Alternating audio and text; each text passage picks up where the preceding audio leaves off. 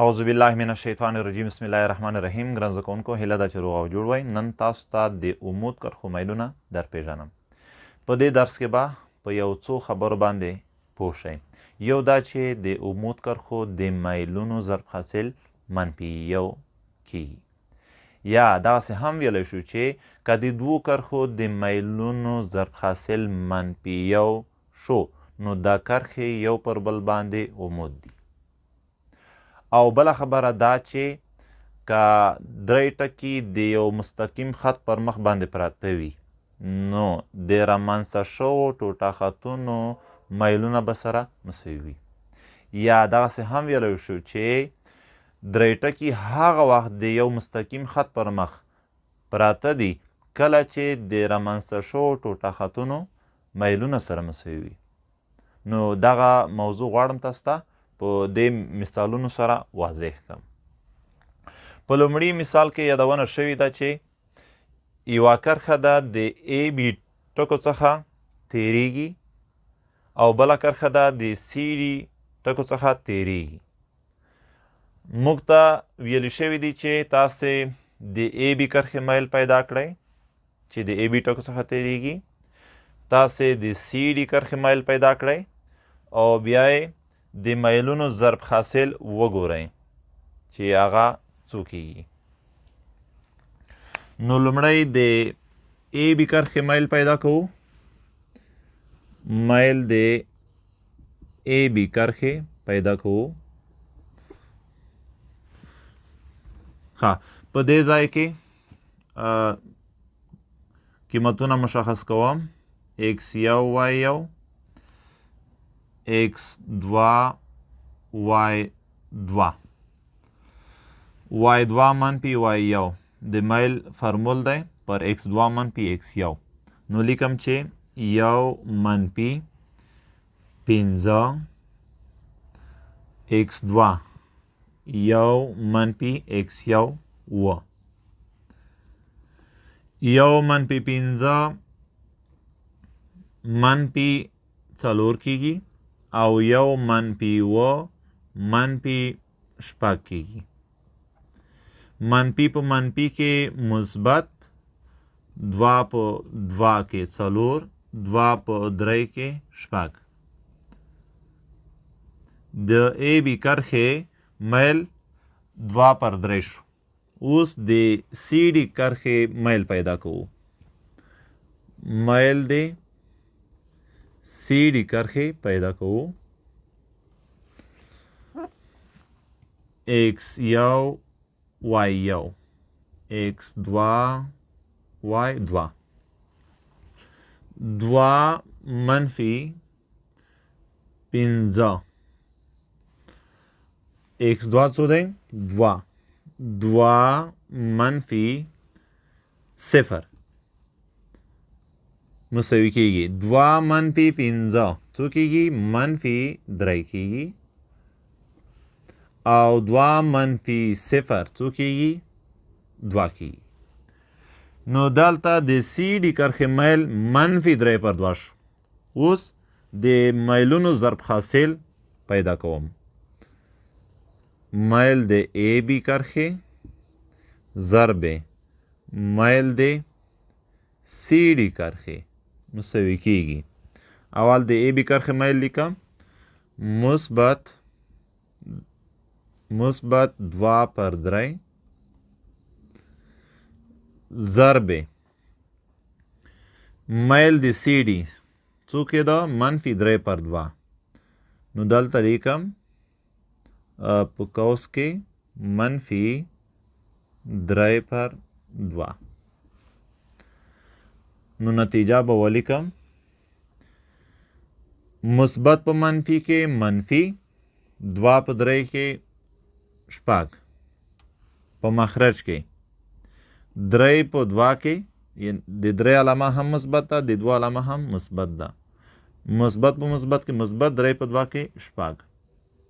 منفي 6 چې په مثبت 6 وویشل شي نتیجه څو کیږي؟ منفي 1 کیږي.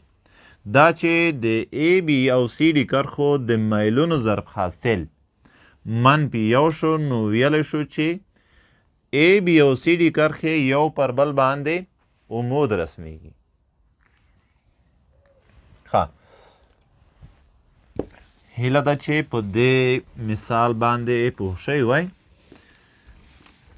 دویم مثال په دې ډول دی چې درې ټکي راکړل شوي دي. له موږ غوښتنه دغسې شوې ده چې تاسې معلوم کئ چې دا A B C درې واړه ټکي د یو مستقیم خط پر مخ پراته دي یا شته. اوس که چیرې میلونه مساوي شول نو ویلی شو چې درې واړه ټکي د یو مستقیم خط پر مخ پراته دي، او که چیرې میلونه مساوي نه شول په دې معنا چې درې واړه ټکي د یو مستقیم خط پر مخ پراته نه دي. نو دلته لومړی د A B ټوټه خط میل پیدا کوو. A B کله چې د A B ټوټه خط میل پیدا کوو نو دا به x1 y1 شي او دا به x2 y2 شي. نو لیکمه میل د A B کرښې مساوي کیږي y2 درې دی، y1 یو دی، x2 2 دی او x1 صفر دی. درې منفي یو څو کیږي؟ 2. 2 منفي 2 څو کیږي؟ په بخښنې سره 2 منفي صفر 2 کیږي. 2 پر 2 څو شو؟ 1. د A B کرښې میل مثبت 1 کیږي. اوس میل د AC ټوټه خط پیدا کوو یا کرښې مساوي کیږي. کله چې د AC ټوټه خط میل پیدا کوو نو اوس به دغسې وکړو چې د A مرتبه جوړه به x1 y1 شي او د C مرتبه جوړه به x2 y2 شي. نو لیکو اوس چې منفي 3 منفي y1 څو دی؟ 1. په مخرج کې x2 څو دی؟ منفي 1 منفي x1 څو دی؟ 0 مساوي کیږي. منفي 3 منفي 1 چې جمع شي منفي 4 کیږي او منفي 1 منفي 0 څو کیږي؟ منفي 1 کیږي. منفي په منفي کې مثبت 4 که په 1 ویشو 4 کیږي. 4 که په 1 ویشو 4 کیږي. او میل دی اوس BC ټوټه خط پیدا کوو. میل دی BC. ښه اوس داس کوو چې دا به x1 y1 شي او دا به بیا x2 y2 شي. نو اوس لیکو y2 څو؟ منفي 3 منفي y1 څو دی؟ y1 3 دی او x2 څو دی؟ منفي 1 منفي x1 څو دی؟ 2 منفي 3 منفي 3 منفي 6 کیږي. منفي 1 منفي 2 منفي 3 کیږي. منفي په منفي کې مثبت 6 که په 3 ویشو 2 کیږي. اوس که چیرې دلته وګورو د A B کرښې میل یا د ټوټه خط میل، د AC ټوټه خط میل او د BC ټوټه خط میل درې واړه مختلف دي. نو ویلی شو چې د ABC ټکي د یو مستقیم خط پر مخ پراته نه دي. اوس که چیرې دلته میلونه مساوي وای نو بیا مو ویل چې دغه درې واړه ټکي د یو مستقیم خط پر مخ پراته دي.